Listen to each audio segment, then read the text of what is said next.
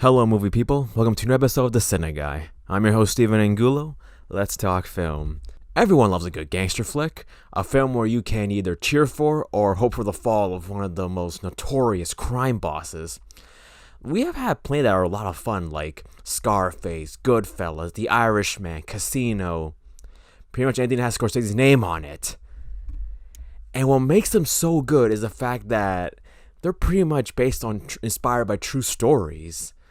Like, it shows that this has happened, in our past, and that just makes it even more cooler because it's just so interesting to see how people can get away with, organized crime.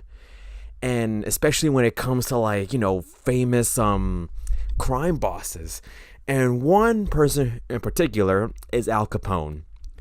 He's like the most famous crime boss during the whole Prohibition era. And basically, if you were to name like two very well-known mob bosses, the first names that will come to mind are Capone and Michael Corleone, and the second one is fake. So why not make a film about his reign of terror and his control of the criminal underworld? I mean, there's just so much to make a story about, Valentine's Day Massacre, or maybe like his rise to power. Anything works, and that's where Capone comes in. Oh wait. It's not about his rise to power? Oh, then, it's about his final year of life. Oh, so maybe it's gonna show, how his criminal background is still active while he's sick, right? No? Then what's this movie about? He's suffering from dementia and is pretty much slowly dying.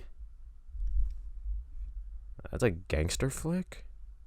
I mean, that's a one-way direction to take it. I mean, you could have also maybe done why not a team of, highly trained police force bent on taking him down. Oh, that's the Untouchables, so they can't do that. Well, here's Capone, an unlikely gangster film. Is it really considered a gangster film? Capone, the new movie by Josh Trank, who's still pleading forgiveness for his dreadful Fantastic Four movie.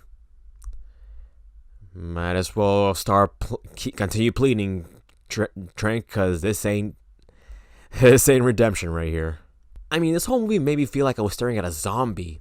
Capone was old and looked like he was decaying, and which is surprising. He died at 48 years old, and my parents are older than that, and they look great.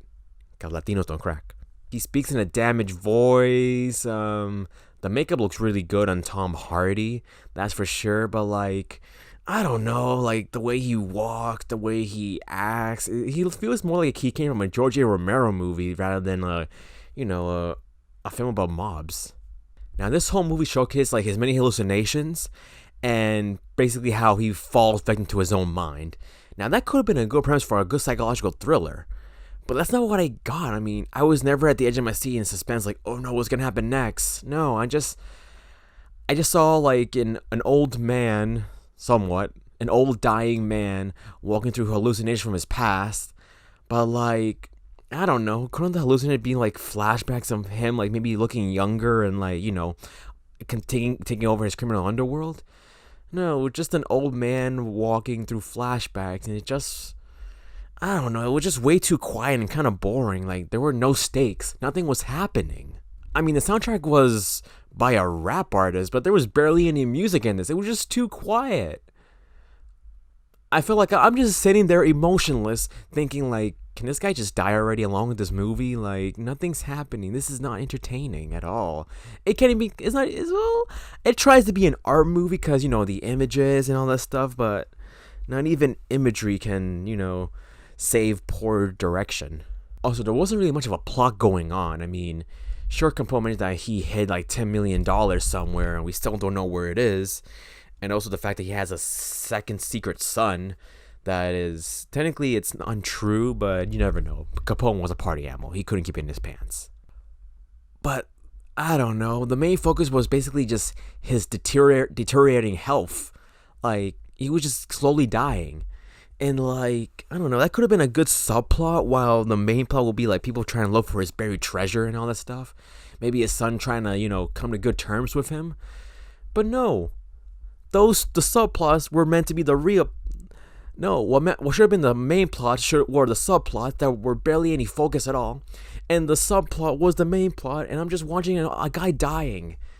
No, I just wasn't entertained at all. Cinematography wise, it was okay. Production value wise, it was nice to see like the detail it went to like Capone's mansion and his his land.